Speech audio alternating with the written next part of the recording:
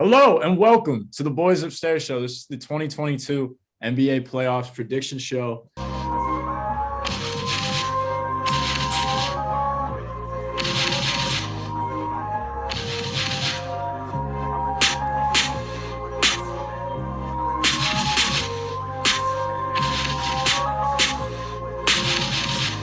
We're joined by a lot of special guests today. Sean is not with us. Jake is alone on the couch. Jake, what's up? Happy Easter to everybody. Pleasure to be here. Yeah, happy Easter also. Depending on when you're watching this, may not be Easter still. Definitely not will be Easter still. But we also have Lowell Carr joining us from Maine. What's up, Lowell? What's up, everybody? Thanks for having me, Tommy. Happy to be back here.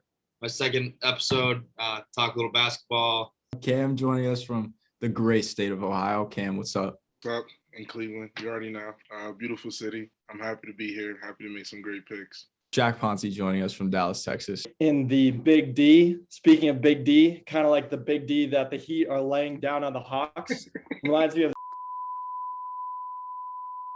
talk about some general styles right there, but I'm ready to get into it. Back to you. All right, we're starting off hot. So then we also have special guests today. First time joining us on the program. Nickson and Coby are joining us from Florida. What's up? Glad to be here. Yeah, excited to be on. Our predictions for the playoffs this year. We're just going to go through them one by one. I think that the one that's most fresh in my mind, I can say at least, is Celtics versus Nets.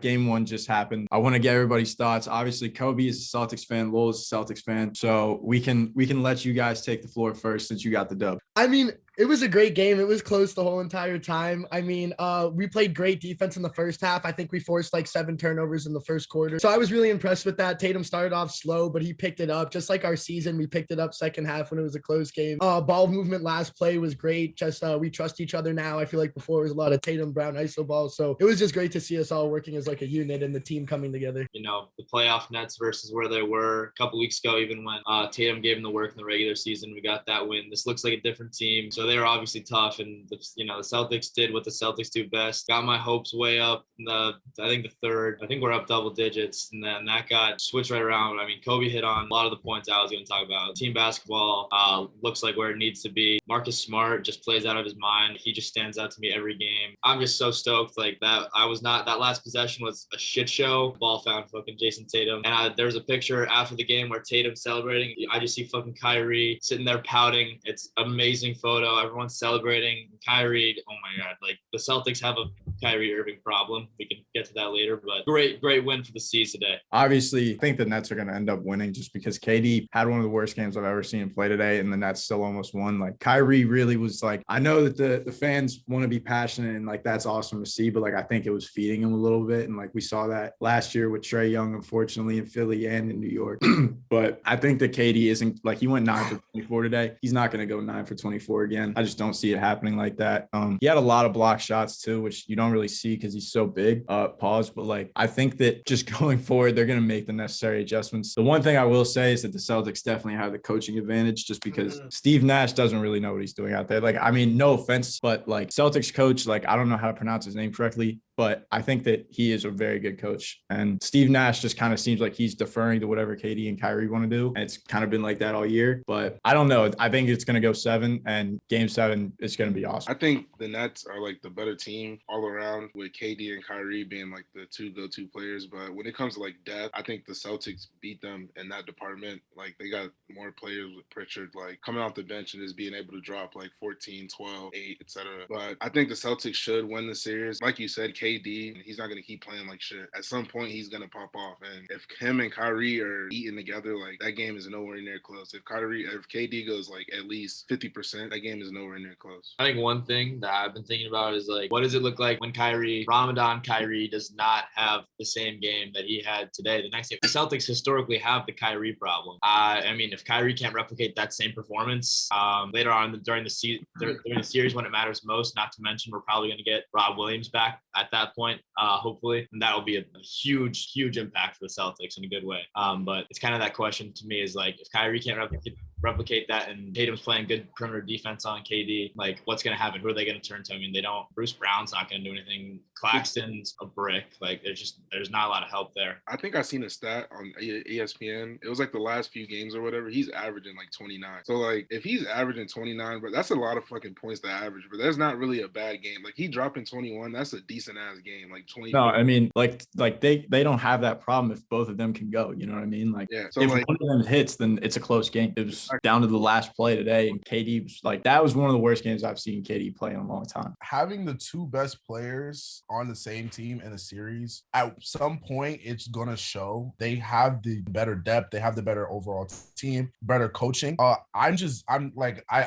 think the series is gonna go 7. I'm just very interested to see what happens in the game 7 in Boston. I really hope that it goes to 7 because that game had a lot of blood and toil in it. Marcus Smart and Jaylen Brown taking hits to the face and coming up to make it a close game still. And there was a little bit of blood on the floor. There was fouls all the time. It was crazy the amount of people that had fouls the whole game. Like Seth Curry, you wouldn't really think of him almost fouling out, but he was in foul trouble early on. But yeah, this is a series I really want to go to 7. I'm going to watch all the games. I was alone in my house just screaming at my TV because I really did think that the Nets were going to win, but Boston had a great comeback, and then that layup was just so clutch. I like how Poncy emphasizes that he was alone in his house watching this game. Yeah. He was so locked in to playoff basketball. So much has already been said. I'll just try to be quick. 4 Celtics scored 20 plus. Durant had 23 points on 24 shots and 6 turnovers. And the Celtics still only won because of a fluky layup at the buzzer. I think the Nets are going to win in 6 or 7 games. But I love the Celtics coaching staff, as we talked about. But I think that Brooklyn's talent is so great, they'll go at least 1 round. I can see where Jake is coming from with that. The talent difference is so much where it's hard to pick against Brooklyn. One thing that's going to be important for the rest of the series that Poncy kind of touched on was the fouling. I think there was 18 in the first quarter, 30 at half. And I don't even know how much there was in the game, but like they were calling it close. Like a lot of fouls got called. So that's going to be big for the rest of the series. Kyrie, I think, averages 35 over his last 3. Everybody's saying like, I don't know if he can replicate that, but I think that like, especially against the Celtics, he really is motivated and just like, I don't know. I mean, he flicked off the crowd today. Like that was. I've never seen that. I mean, we'll see how that goes. I'm sure the refs are going to see that happened and not really appreciate that very much. So it'll be interesting to see how the games are called going forward in that series because it was extremely foul heavy early. Like I had Andre Drummond double in a little parlay and he had 4 fouls in like the first quarter. So he barely played. But, to the Miami Heat versus Atlanta Hawks game, this is a game that's very close to a lot of people's hearts on this call right now. A lot of Miami Heat fans on this call. So we'll just go ahead and turn the floor over to you guys. Obviously a great win today. Didn't really look like Trae Young could do much. I think he had 8 points, maybe 9 points. Very, very bad performance from Trae. I'm a big Trae Young hater. Not afraid to admit that. So I was very pleased to see that. But I also despise Miami Heat. So just like the last game we talked about, I really don't want either of these teams to win. But we'll turn the floor over to the Miami Heat fans. Obviously, give you guys your moment in the sun. What do you think about that game? And do you think that it will be similar to that going forward? Poncy, take it away, buddy. All yours. Just go. I was about to say start us up, Jake, but wow, what a game it was. At one point in the fourth quarter, I was cheering for them to get the 30-point advantage, and we did. That was a great moment. Duncan Robinson playing out of his mind. He's a very streaky player, but when he's on it, it's just so fun to watch, and the shots that they were hitting were fantastic. It was a great game to watch as a Miami Heat fan. I also don't really like Trae Young. I don't really have as much intensity in it as Tommy does. He did make out with one of the hottest girls to go to our high school, but separate the art from the artist. But yeah, that was a great game to watch as a Miami Heat fan. It wasn't a game. It was an annihilation. Bam had like 6 points. Tyler Hero had 6 points. We still won by 25. We're the deepest team in the playoffs. We're the best coach team in the playoffs. We're going to win in 4 or 5 and then get ready for those sons of guns from Philadelphia. But one game does not excite. We got a long ways to go, but I'm pleased with what I saw so far. Amen. Cam, are you claiming to be a Heat fan or did you want to Yeah, speak? I'll speak. Okay, yeah, go ahead. As a recent transfer to the Heat fan base, I was pleased by what I saw. This series is over in 4. It's not going to make it past 4. Trae Young was getting locked up. There were no fouls called. I feel like that's a big part of this series. Like no fouls called for Trae Young. He's not getting trips to the free throw line. He's not going to drop 20, 30. As it should be, by the way. There weren't fouls. That's how it should be.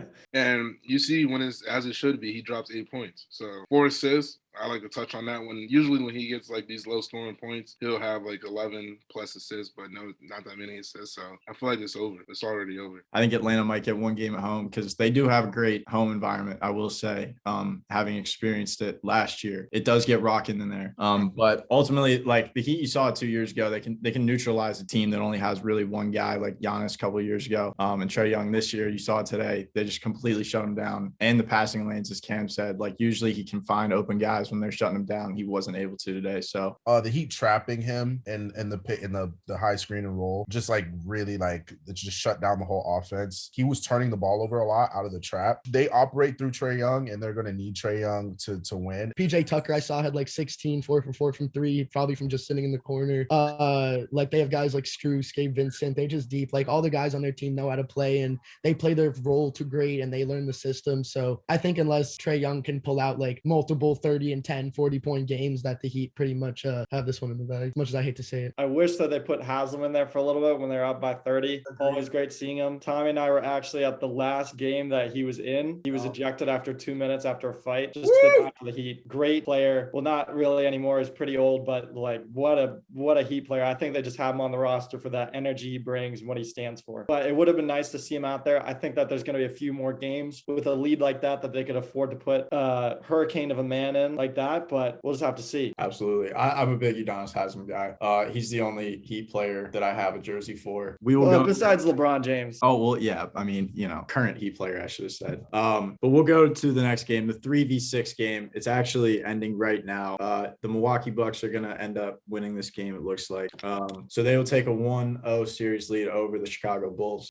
This series, I feel like the least enthused about out of all of the series. Just like don't really care that much about it. I don't think the Bulls have any shot in this series. But if anybody else thinks otherwise, go ahead and state why. This is a meaningless as series right here. Yeah, it's a warm-up series for the Bucks. I would have loved to play the Bulls. The Bucks are going to probably win this series in 4. I would say at the worst 5. Lonzo being out is big for the Bulls, and the Bulls are just kind of finding themselves this year. It was a great year, very big progression from last couple of years, but I just don't think this is the year that they can get past first round, especially against defending champs. I think they'll grab 2. You think they'll grab 2? I don't think so, to be honest. They only lost by like what?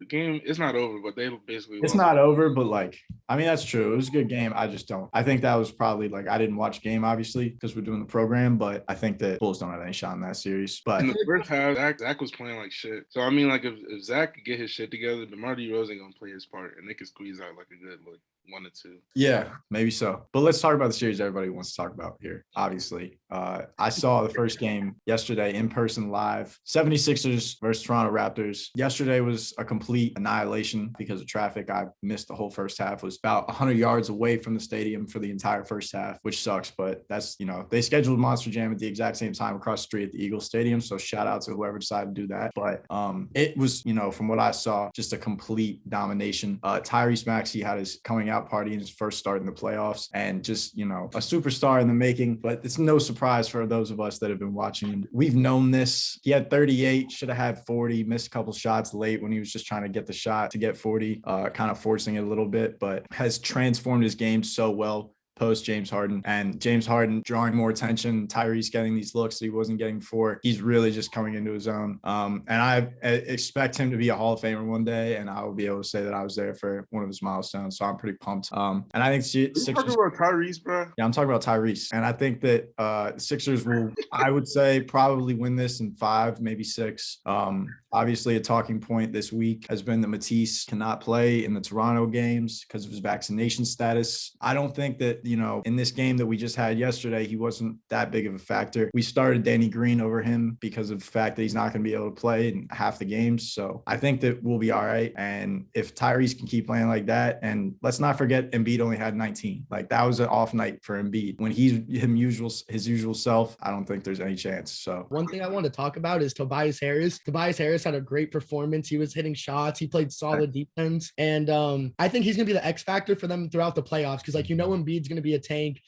Harden's James Harden, like he's going to have his games, get his assists, hit step back threes. Maxey's been having the season of his career so far in his short career. He's been playing great. So I think Tobias really putting them over the edge is going to be the X factor in this series and throughout the playoffs. And I was happy to see him have a good game. Yeah, absolutely, Coby. We needed that. Like, everybody knows he's a max contract player. Very, very much talked about the fact that he's kind of underperformed, but he's getting more looks than he's ever gotten, more open looks, more easy looks than he's ever gotten with all the spacing we have now. So he really does have a chance to, average 20 a game, which would be awesome. Had 26 last night. If he can do that, we're scary. But just experience. Their team is very young.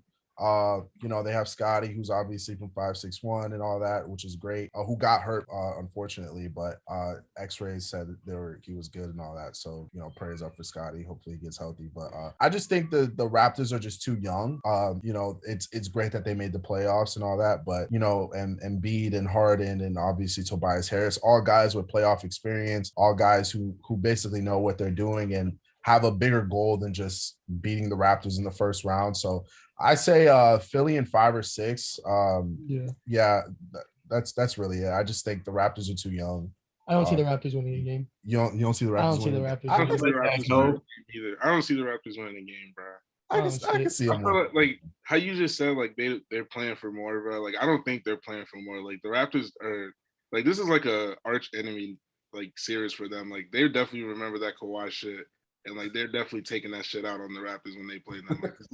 Like in that first game, I knew they were gonna blow the fuck out of the Raptors just because we're definitely they still feel that pain from that Kawhi shit. That shit is just Tommy. I know that shit still hurts you. It does. I'm not gonna lie. There's not a day that I haven't thought about it. You know what I mean? Exactly. I don't think Celtics are gonna let up on the Raptors at all this series at all. And they're a good team. Like they get consistent when they play bad teams. It's been shown in the season. So Toronto is a good team. That's what I'm saying. Like they're still a good team, but this is their nightmare matchup. With the revenge in mind / just like Siakam's their point guard. Like it's just like it's a weird team. Like it is a weird ass team. No one they're good basketball players. Like I love Scotty Barnes, but like his role is not very clearly defined on that court with the Raptors, and I think that might be holding him back. But everyone's 6'9". Yeah, no, it's so weird, dude. And then it's so funny. And then so the Celtics, it's a nightmare because the Celtics are a great small ball team. They lost to the Raptors because they've got their defensive rebounding is good, second chance points, full court defense really. Probably pretty underrated, but I was at a party last night and I was like, my eyes were glued to this game. And I don't know how many times I said to myself, like, oh my God, Maxey is playing out of his fucking mind. Like, so Tommy, that normally I would say that's a hot take for you to be calling him a potential, maybe Hall of Famer, definitely max contract guy, but he's playing like it. And the Sixers are going to move on from this. And we have 2 top 75 guys in NBA history right now. And I know Embiid wasn't one, but he is going to end up being one by the time he's done. And I just think that it's going to be over pretty quickly. But with that, we'll go to the West. Obviously, we have the Pelicans, who are a team that I think everybody kind of wants to root for. I will say that I watched their playing game. Their final playing game. And it seemed kind of interesting to me that Zion was sitting apart from the team at the beginning of the game, especially when they were kind of not playing as well. And then once they got to the end of the game and it was like, oh shit, they might win. And it was like, now he was standing on the bench with them. It was just a little bit of a weird thing. And that whole situation is weird because he's just doing these insane dunks, but then not playing for some reason. And they actually have something to play for. So it doesn't really make sense. But in this series, I don't really think they have a chance. If anybody does, I would love to hear why, though. So I've been watching Pelicans games as often as I've watched Celtics game because my roommate is a devoted Pelicans fan. So we watch every Celtics and Pelicans game together. We've even combined their names to refer to both teams as the Peltics. So the Pelicans are a really good team, and consider where they were probably 5 weeks ago compared to where they are now. I think they probably jumped up 5 spots, and you wouldn't ever have expected them to beat the Spurs in the play-in game. But CJ McCollum's legit, and Jackson Hayes, great player. They've got a lot of young talent, but Alvarado. Yeah, dude. They just have a bunch of good ball players, and they're well coached. That they've had head coaching issues in the past.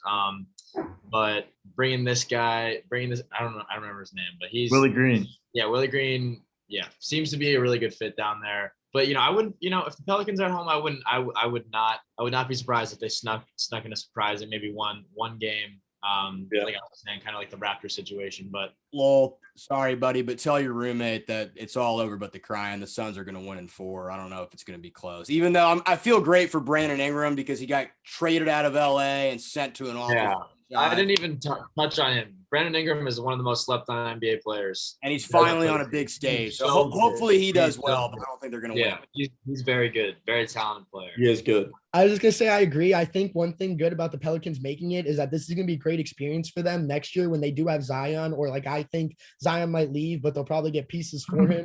This will be good experience for all the players to see how the playoffs goes, and like the younger guys especially see how they gel together in the playoffs. And I think this will be, they have no chance. They're probably gonna get swept. I don't see them winning a game, but I think this will be great and set them up for next year when they maybe have a real chance. Take it away, Mark. Yeah. I think I don't think they're getting swept. I think they maybe get a game or two. I think BI is a bucket. And CJ is going to bring a level of like poise and composure to the young Pelicans that maybe they didn't have before. And so, like you said, then when Zion comes back next year, it's just going to all line up, and we're going to be a force next year. So, yeah. Let's go. Thanks, Mark. Cheers. Cheers. No, yeah. I mean, even their number one fan knows they're losing. That's all you need to know about this series. CJ is going to bring Lehigh wealth, Lehigh knowledge to the young Pelicans. Yes, president of the Players Union. He's a good guy. Yeah. But they are going to get swept, unfortunately. I mean, but BI is a superstar. Like, he is legit. He's legit. Like, he's built like KD. Like, he plays maybe KD. Like, he has that fadeaway. Like, his bag is pretty sweet. So if they actually can like build a team around him, like, he's going to be like an actual guy. But they got Herb Jones in the draft, a rookie from Alabama. I think he's great and like underrated in this rookie class. Doesn't get talked about. Plays good defense, can shoot. He can do it all. Yeah, he plays great. He's legit. He just sometimes has a brick for a brain. Yeah, like most young guys do. But yeah, he was a great draft pick for them. Yeah, I think he's a good piece to build around or build with. For anybody going against Devin Booker, when like all those rumors going around that he's just got a Pringles can and he's just slaying all the women that just Tommy's looking at in the shower, and being like having experience with like those types of rumors going down, it gets in your enemies' heads very quickly. So I just know how potent that is. And I really don't know if they have a chance. Just he's slinging that water bottle out there with Chris Paul. It's not much you can do about that. We seen it last year, not last year, but in the bubble, Jamal Murray. Rumors broke out. Jamal Murray played out of his fucking mind. Amen. Exactly. Great example. Yeah. All right. So let's go to the Grizzlies versus the Timberwolves. Obviously, the Timberwolves 7 seed play-in team won game 1 against the Grizzlies. I honestly think that the Timberwolves are going to win this series. Grizzlies are a 2 seed, but when you think like of what the Grizzlies are, I don't really see them as a 2 seed. They're just like a young team that has a great coach and a great like chemistry and culture that they're building there. But I just think that the Timberwolves have like a legit, like solid threesome of D'Lo, Anthony Edwards, and Cat. Like, that's a solid ass threesome. Like, I know that the Grizzlies you could have changed the wordplay on the phone. But tell Maxie about that threesome. But so I just think that the way that they played in game 1 and the way that they played in the playing games too. Like, I've been watching all these playing games; those got me juiced up. I'm not gonna lie. Like, that single elimination is kind of like it's a great idea. Honestly, I wasn't too sure how I felt about it, but I love it now. Adam Silver snapped with that. Yeah.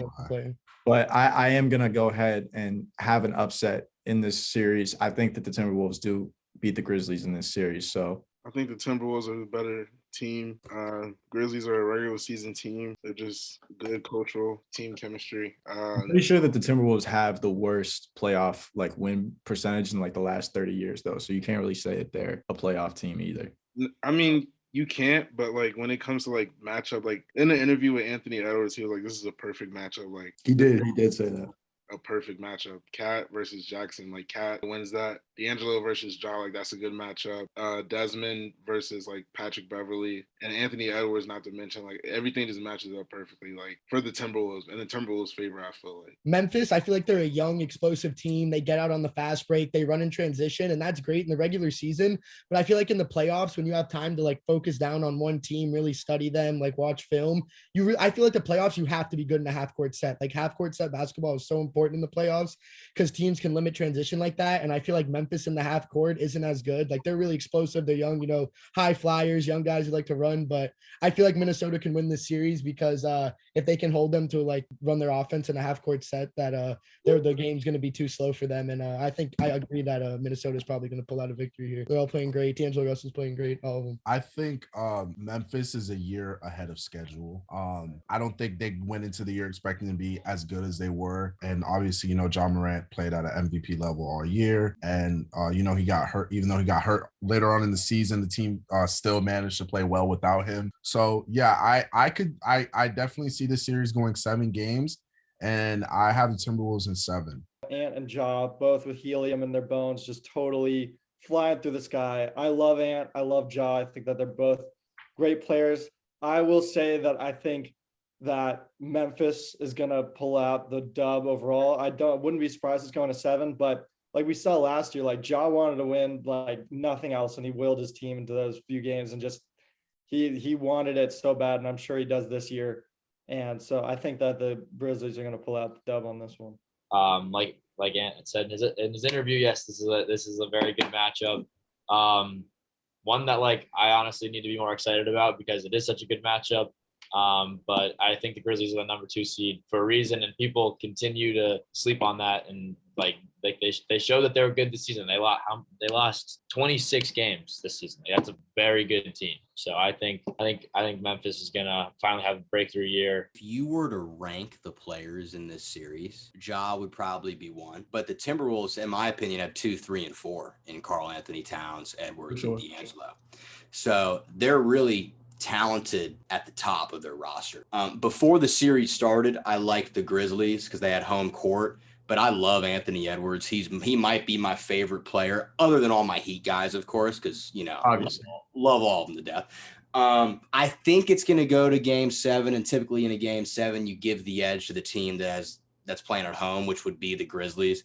So I'm going to go out on a limb and stick with the Grizzlies, but I kind of hope I'm wrong because I think this Timberwolves team is fun to watch. They really care. Patrick Beverly, remember NBA on TNT? They played the "We Are the Champions" song when they beat the Clippers in the play-in, and they were picking their jerseys up and jumping into the crowd. Like it, and people are laughing, but it shows they really care. And you just talked about how the Timberwolves are the worst team in the playoffs ever, probably as far as win-loss percentage. This is a new team because Anthony Edwards has changed that culture, but I think the Grizzlies are going to squeak it out in 7 games. It's going to be a great series, though. But with that, we'll go to Denver versus Golden State. Blew them out yesterday. The Warriors did. I think this is going to be a pretty easy series. Obviously, they have the best player in the league in Denver. Everybody knows that he is the undoubted MVP this season, back-to-back. But unfortunately, he's probably going to get swept. So that's what I think. What do you guys think? 5.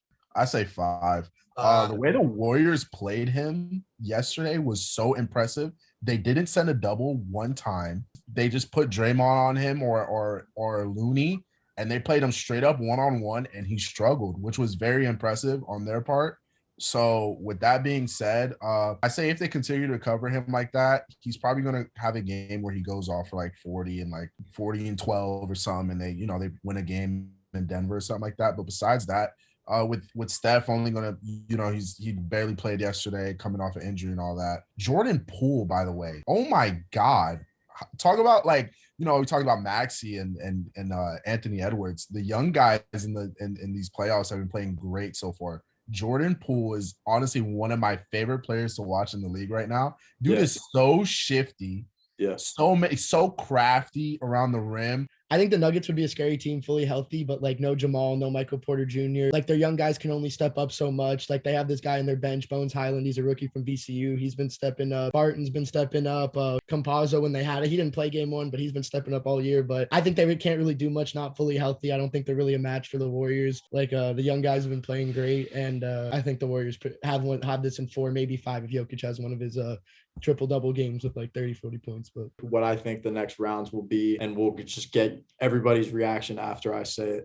So I think that it'll be Golden State versus Minnesota in the next round. And I think we're not even going to talk about the Mavs Jazz one, by the way. I'll just skip that one because fuck it. Get well soon, Luka. We miss you, buddy. I mean, like I love Luka. I'm a huge Luka guy, but I love him too. Without him, like it's just, and fuck the Jazz too. Like I hate Rudy Gobert. He doesn't care about people's health. And Donovan Mitchell's pussy. I hate to say it, but he was so hurt that Ben Simmons won Rookie of the Year. And I'm not even going to defend Ben because fuck Ben too, but I'm so butthurt about that. But anyways, I think that Golden State will beat Minnesota. I think Minnesota will steal 2 games. I think it'll go 6. And then I think that Phoenix will take care of Utah in 5, maybe 4. And then I think that Golden State will lose in Game 7 to Phoenix. That one's going to be a fantastic series that I am so pumped to see. I hope that it shakes out that way. And then in the East, I think that it will be Brooklyn versus Milwaukee, repeat of last year. I think that'll go 7. Honestly, could go any way. I think that Milwaukee will win, though. And then I have, obviously, Philly versus Miami. I think that'll go 7 as well. And you know who's going to end up winning that one. So then we have Philly versus Milwaukee in the Eastern Conference Finals. And I think that the 76ers will win that in 7. So then you know that I think inevitably who will win, but we aren't going to do finals picks today. But I have the 76ers winning the East, Suns winning the West. So you guys can just tell me your thoughts on all that. I think you're clinically insane. Okay. However, if Harden averages 28 and 10, then I don't think you're insane. I actually can see that. But I think that he's fat and he's past his prime. I'm just saying what people are saying. What about Maxey? I'm saying. For Harden. What about Maxey, though? What if he averages 38? Maxey not averaging no 30 a game, bro. He's lucky. Listen, when it's Heat Sixers, because that's what it's going to be, we need at least, it's going to be a 5-hour series preview. Miami going to lock that shit up. Thank you, Cam. Miami's going to lock all that goofy shit up. they're not getting past Boston. I don't know. I say this every time we talk about the Sixers, and I know that Jake's going to have something to say about it. Bam cannot guard Joel Embiid. Nobody on that team can guard Joel Embiid, and nobody in the East can guard Joel Embiid. The only person that can relatively is Giannis, but I think we have a better team.